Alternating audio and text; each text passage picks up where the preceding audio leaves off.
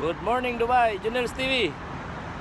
For today, nagbabike tayo ngayon kasi lahat ng health index natin tumaas this last year. So today, kailangan nating magpapawis.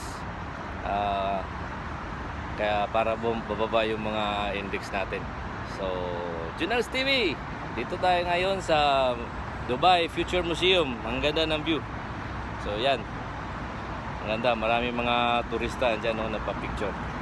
So magandang pasyalan to dito sa Dubai. Pag andito ka sa Dubai, ito yung isa sa mga magandang pasyalan. Junels TV! Woohoo!